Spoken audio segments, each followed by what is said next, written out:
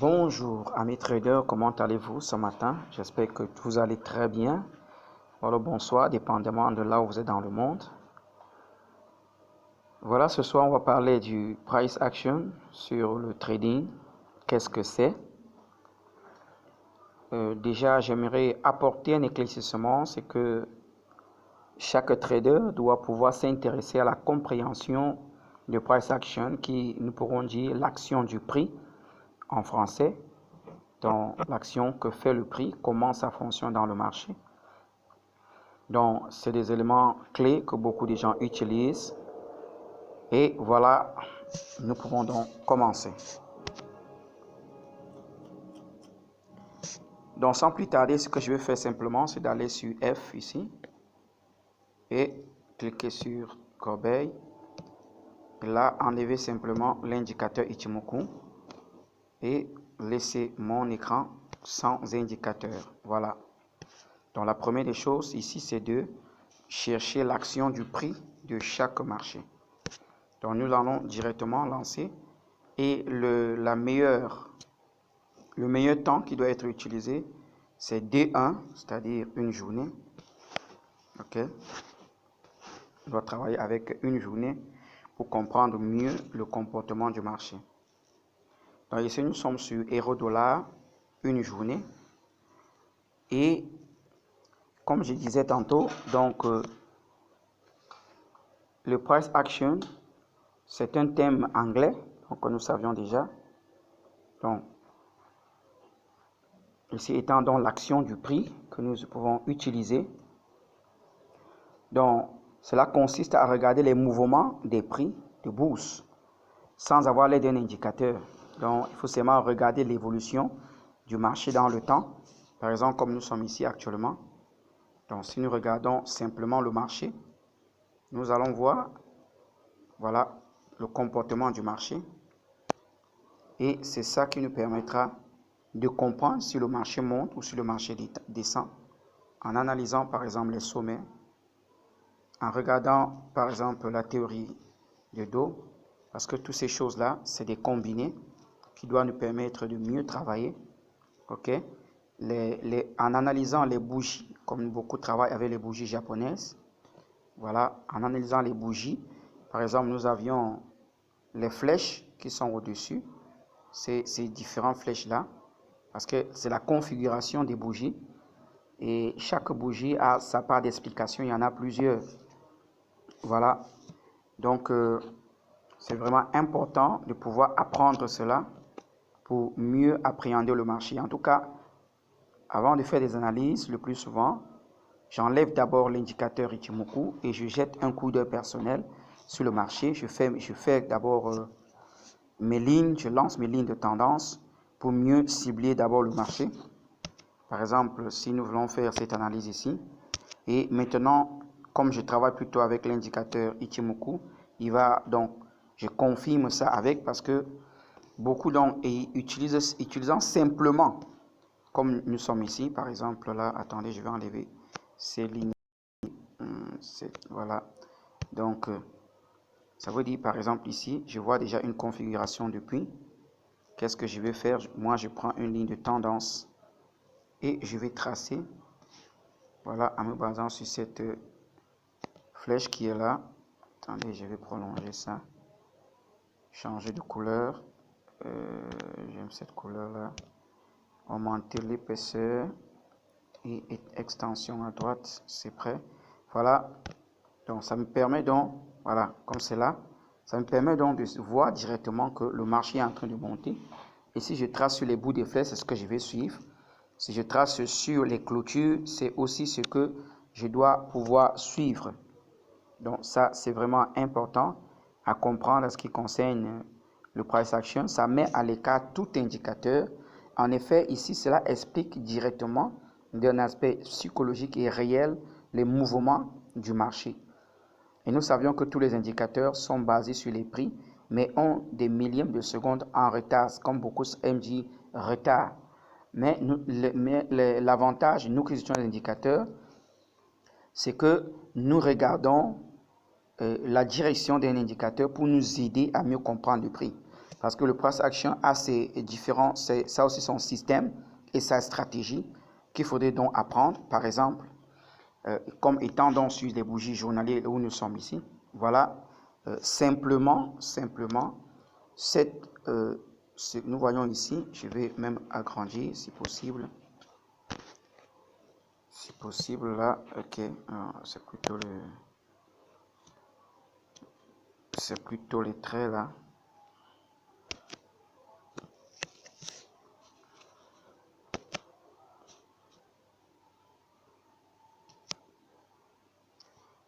Ah, non, je ne devais pas effacer, il y ça plutôt. Retirer ça.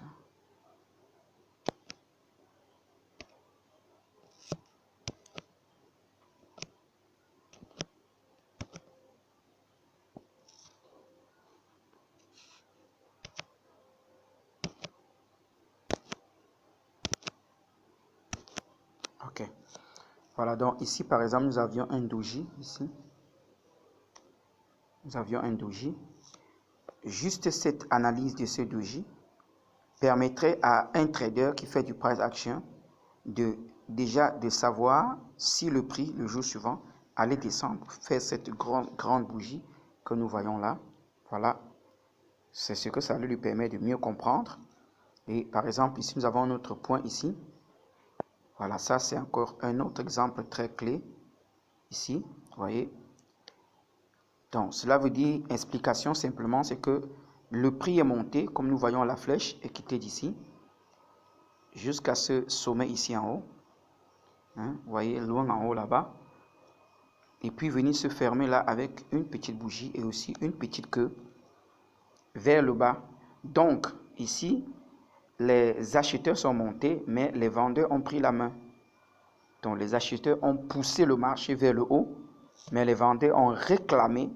Et la grosse flèche explique que les vendeurs ont été plus actifs dans le prix, dans le marché, que les acheteurs. C'est pourquoi ils ont résisté jusqu'à mettre finalement la bougie à la couleur baissière et clôturer en bas. Donc, juste cette bougie te permet déjà d'avoir déjà l'idée que le jour suivant, le marché doit descendre. Et c'est pourquoi le plus souvent, ceux qui font les price action parlent beaucoup souvent de l'anticipation parce qu'ils tiennent compte de leur stratégie de l'anticipation. Et nous avons vu dans le résultat ici, le jour suivant, c'est cette bougie. Voilà, je peux juste changer de couleur. Parce que souvent, quand je clique là, ça traîne un peu. Ok, ici, nous voyons dans le jour suivant cette bougie rouge aussi, qui est carrément descendue, cette grosse bougie. Voilà, qui explique que la réponse des vendeurs dans la journée précédente. Ok, donc ils avaient beaucoup poussé, ils ont vaincu, et pourtant, quand nous regardons d'ici en bas, nous voyons que c'était seulement les acheteurs qui régnaient. Ils régnaient. Mais cette bougie que nous sommes en train d'analyser ici, celle-ci, elle a prouvé le contraire, cette bougie. Elle est venue s'imposer à un niveau où les acheteurs étaient dominants. 1, 2, 3, 4. Nous pouvons regarder ici une journée, 2, 3, 4 et 5 jours. Pendant 5 jours, les acheteurs étaient dominants dans le marché. Mais le 6e jour, les vendeurs se sont imposés. Mais les acheteurs sont d'abord bien allés plus haut, mais les vendeurs ont pris la main. Et le jour suivant, le marché est descendu. Ok? Même si cela a pu continuer, mais déjà en analysant sur cette bougie, nous comprenons que le jour suivant, le marché allait descendre. Voilà comment ces systèmes de price action font les analyses et pour pouvoir travailler. Donc, il peut rentrer peut-être sur 4 heures, parce que nous devons toujours comprendre que dans les 3 unités de temps, le price action est important. Mais le price action sur 5 minutes, par exemple, n'a pas plus de valeur que sur, par exemple, 1 heure. Pourquoi? Parce qu'il y a beaucoup de bruit. Si je prends un exemple simple, un exemple très simple, si par exemple nous sommes dans une petite salle et il y a peut-être 3000 personnes qui sont en train de parler, alors il est difficile d'écouter rapidement ce que l'autre est en train de dire. Donc, cela nous fait comprendre ici que à ce niveau-ci, puisqu'il y a beaucoup de gens, il y a aussi beaucoup de bruit et la salle est petite. Donc, c'est ça les unités du temps inférieur. Quand nous tradons les scalpers sur 1 minute, 2 minutes, vous voyez, il y a beaucoup de mouvements. C'est déjà monté, c'est déjà descendu. OK? Donc, c'est ça. C'est pourquoi il faut commencer normalement le plus souvent, c'est une journée, une semaine. Voilà, même sur un mois, tu peux faire tes analyses avec le price action pour mieux comprendre et pouvoir s'y lancer.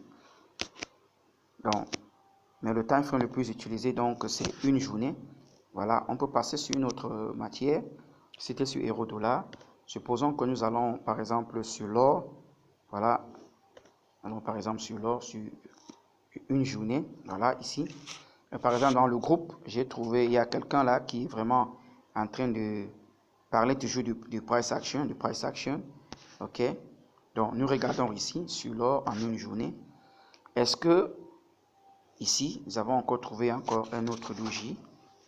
Ici, ça, c'est des trucs qu'il faut apprendre à connaître. OK? Et les institutions aujourd'hui, voilà, par exemple ici, qui me donnerait l'analyse de cette longue bougie que nous voyons ici. Vous voyez cette longue bougie, c'est descendu jusqu'ici. Hier, c'est descendu jusqu'ici et est revenu parce que les achats la main. Donc, ceci nous donne ici une idée. Voilà, nous pouvons faire ça et voir comment ces gens-là travaillent directement. Donc, ici, va nous aider directement à comprendre comment ces gens-là travaillent. Voilà, donc nous allons regarder cette bougie-ci. Regardez bien cette bougie. Vous voyez, avec cette grosse flèche. Donc, d'après la détermination ici, le marché de l'or dans la journée du 20, va plutôt monter. Donc, ici, le marché est déjà ouvert parce que nous sommes à 2 heures d'écart maintenant avec le marché. OK? Donc, si nous sommes à 23 heures, eux, ils seront déjà dans les 1 heure le matin. OK? Donc, la bougie est déjà ouverte. Donc, ici, ça veut dire que l'or va plutôt monter. D'après leur analyse sur la bougie. Parce qu'il faut comprendre, tu dois prendre une stratégie, un élément qui te permet de faire tes analyses et de pouvoir anticiper le marché. Donc ici maintenant, si nous quittons là pour aller par exemple sur 4 heures, voilà, nous allons par exemple sur 4 heures pour voir le comportement du marché.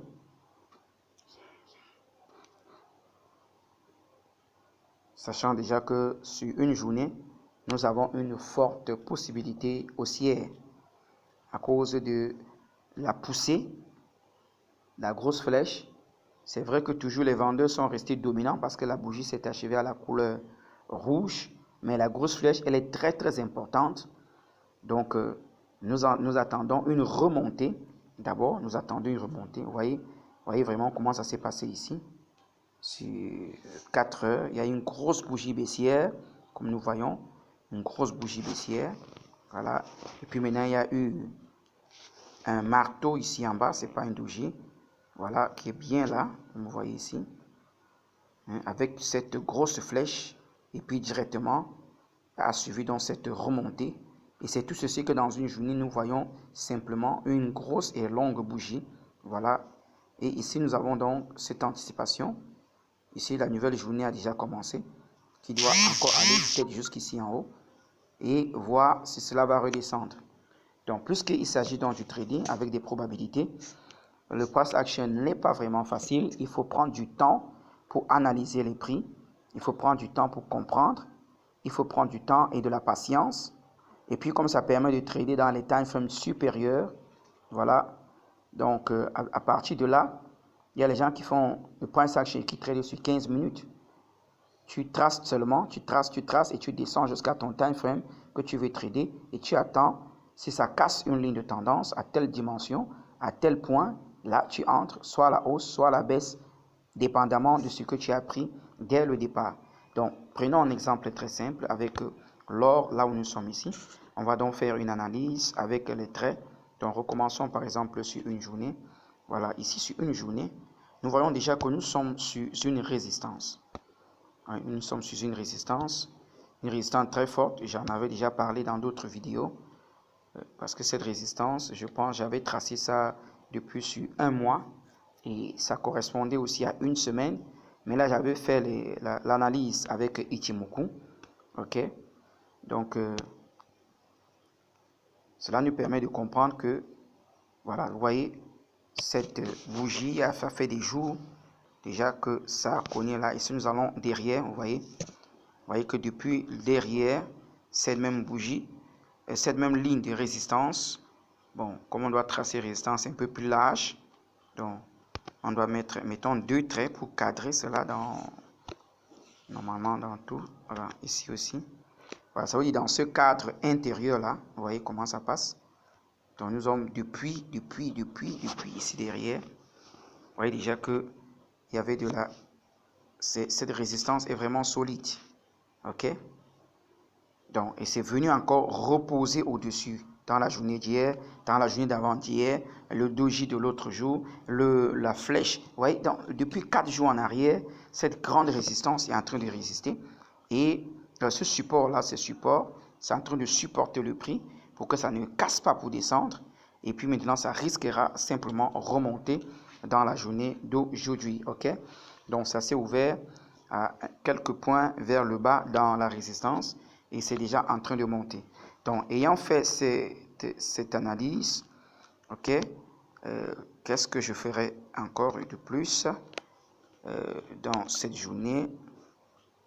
Donc, je vais d'abord aller sur, parce qu'il y a ce nez ici en haut. Et puis, attends, j'ai inversé la direction. Voilà. Donc, moi, j'irai encore dans une semaine, voilà, pour mieux comprendre ici. Voilà, voilà, c'est ça. Ici, je mets sur ces différents points. Ok, voilà. Nous traçons ici. Et nous sommes ici dans un système de V.